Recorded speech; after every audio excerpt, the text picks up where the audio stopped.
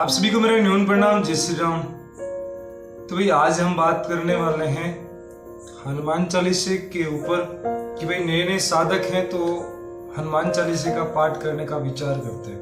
भाई उसके जीवन में किसी न किसी प्रकार की कोई परेशानी चल रही है या कष्ट पीड़ाएं चल रहे हैं, तो वो एक हनुमान चालीसे का पाठ करने का विचार करते हैं और सोचते हैं कि भाई मैं भी हनुमान चालीसे का पाठ करूं और मेरे जीवन में जो परेशानियां चल रही हैं, दुख चल रहे हैं, वो हनुमान जी महाराज उसको ठीक करते हैं। तो भाई हनुमान जी महाराज को अगर सच्चे मन से और दिल से अगर कोई विचार उनका आराधना करता है, उनकी पूजा करता है, उनको याद करता है, तो हनुमान जी महाराज अवश्य उनकी दुख दर्द दूर करते हैं।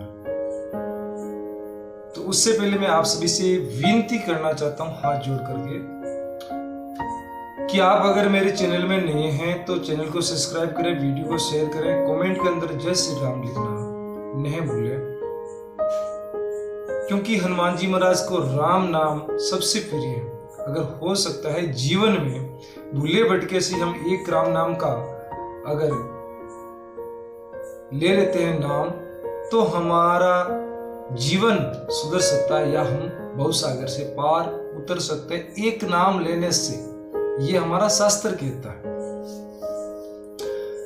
तो भाई अगर नया नया साधक हैं और हनुमान चालीसा का पाठ करना चाहते हैं तो उनको क्या क्या नियम, क्या क्या सावधानियां रखनी पड़ती है और क्या क्या उनके जीवन में चैलेंजेस भी आ सकते हैं या तो हनुमान चालीसा का पाठ हम मंगलवार, शनिवार को कर सकते हैं। अगर हमें ज्यादा टाइम की अगर हमें इतना ही टाइम रहता है कि हम मंगलवार और शनिवार को कर सकें, तो आप 2 वार को भी कर सकते हैं या फिर आप नित्य कर सकते हैं या फिर हनुमान चालीसा का एक पाठ आप नित्य कर सकते हैं या फिर आप संकल्प लेकर के कर सकते हैं। जिस प्रकार की आपके जीवन में परेशानी चल रही है उसी प्रकार से उस हिसाब से आप जो है पाठ कर सकते हैं। तो सबसे पहले हम बात करते हैं मंगलवार और शनिवार के दिन हम किस प्रकार से पाठ करना है। मंगलवार और शनिवार को आपको पाठ करने के लिए हनुमान जी महाराज की तस्वीर चाहिए, आपको गणेश जी की तस्वीर चाहिए और श्री रामचंद्र भगवान की तस्वीर चाहिए। अगर नहीं है तो कोई बात नहीं, अगर हनुमान जी महाराज की एक तस्वीर है तो भी चलेगा। शुद्ध गाय के घी का आपको दीपक जलाना है और उसमें आप अगर 7 हनुमान चालीसा का पाठ करना चाहते हैं, चाहे 11 का करना चाहते हैं, चाहे आप 21 का करना चाहते हैं, चाहे आप 108 पाठ का पाठ करना चाहते हैं, को जलाना है। अगर आपके पास में पुष्प वगैरह हैं, तुलसी के पत्ते हैं, तो वो भी आप हनुमान जी महाराज को चढ़ा सकते हैं और हनुमान जी महाराज के जो भी आपको अच्छा भोग बना सकते हैं आप तो बना सकते हैं, या फिर आप नारियल से ज्योति कर सकते हैं, तो आप भोग स्वीकार है। तो आपको उस समय कुछ चीजों की सावधानी रखनी है। आपको ब्रह्मचर्य का पालन करना है, आपको नहा धो करके हनुमान चालीसा का पाठ करना है, लाल आसन लेना है और बाजोट के ऊपर जो चौकी वगैरह लाल चौकी डालनी है और उसके ऊपर तस्वीर वगैरह रखनी है और सामने आप भोग वगैरह, तुलसी के पत्ते, आप फूसप वगैरह चढ़ा सकते हैं। तो लाल आसन पर बैठ करके आप जो है किसी माला से आप उसका कांट कर सकते हैं या फिर जो है हनुमान जी महाराज को भोग के अंदर आप चने और मखाने का भोग भी लगा सकते हैं।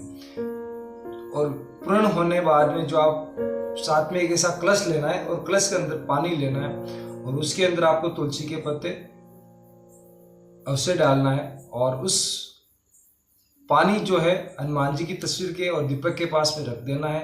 तब तक आप हनुमान चालीसा का पाठ करो, तब तक उसके बाद में आपको पूर्णाहुति देकर के आरती करके और हनुमान जी महाराज श्री रामचंद्र भगवान का ध्यान करके आपको जो है पाठ को पूर्णाहुति करना है और 108 माला, 108 जप राम नाम का आप कर सकते हैं। और उसके बाद में आपका जिस चीज़ के लिए आपने पाठ किया है वो चीज़ आप हनुमान जी महाराज को बता देंगे, हनुमान जी महाराज मेरा जो है कार्य पूर्ण हो जाए। तो भाई इस प्रकार से आप मंगलवार, शनिवार के दिन पाठ कर सकते हैं। और आप अगर नित्य संकल्प लेकर के पाठ करना चाहते हैं, जैसे 7 दिन का संकल्प लिया या फिर 11 दिन का लिया या 21 दिन का लिया या फिर 108 दिन का लिया, आपने संकल्प लेकर के आप पाठ कर रहे हैं या 108 हनुमान चालीसा का, 21 का, 11 का, जितना भी आप संकल्प लेकर के पाठ करना चाहते हैं, तो उस समय आपको जो है सेम विधि करनी है। वही आपको आसन पे बैठना है और हनुमान जी को एक चौकी पे बिठाना है और नीचे लाल आसन बिछाना है और उसके ऊपर जो आपको हनुमान जी की तस्वीर, गजानन जी की और राम जी की तस्वीर या दरबार रखना है। और उसके बाद में आपको हनुमान चालीसा का पाठ करना प्रारंभ करना है। वही शुद्ध देसी घी का दीपक जलाना है, उसकी हनुमान जी के लिए भोग, फूल वगैरह, पुष्प वगैरह जो भी आप अर्पित करना चाहते हैं वो करें। शुद्ध पानी के जल का कलश लेना है और उसके अंदर तुलसी के पत्ते डालना है और हनुमान चालीसा का पाठ प्रारंभ करना है। और जो आप पाठ पूर्ण होने के बाद आपको पूर्णाहुति देनी है, आरती करनी है, राम नाम का जप करना है और हनुमान जी को ध्यान करना है। जिस चीज़ के लिए आप पाठ कर रहे हो उस चीज़ को आपका हनुमान जी महाराज को बताना है, ध्यान के माध्यम से आस्था लगानी है। इस प्रकार से आप हनुमान चालीसा का पाठ संकल्प लेकर के कर सकते हैं। और फिर उस जल को आप एक पूरे घर के अंदर छिड़काव कर सकते हैं और उस जल को आप पी सकते हैं। इस प्रकार से आप 7 दिन 21 दिन का जिस प्रकार से जो भी संकल्प लेना चाहते हैं, इस प्रकार से आप संकल्प लेकर के कर सकते हैं। या फिर आप नित्य हनुमान चालीसा का पाठ करते हैं, एक हनुमान चालीसा का पाठ नित्य करते हैं और आप अपने ऑफिस या कार्य पे निकल जाते हैं, तो आप कर सकते हैं। पर उसमें आपको बहुत सारी चीज़ों की सावधानी भी रखनी है।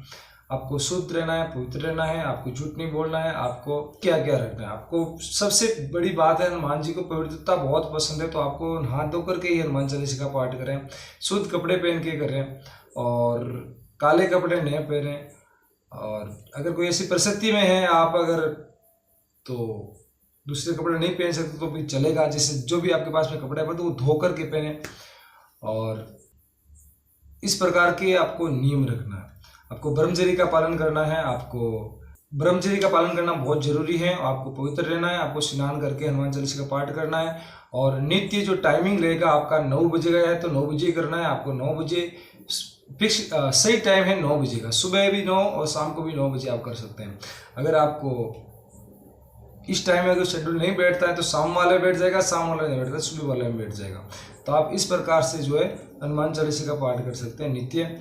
और बड़े पवित्र होकर, बड़े सच्चे भाव से, बड़े प्रेम से अगर आप पाठ करते हैं तो आपके जीवन में अगर किसी भी प्रकार की बाधा चल रही है तो ठीक हो जाती है।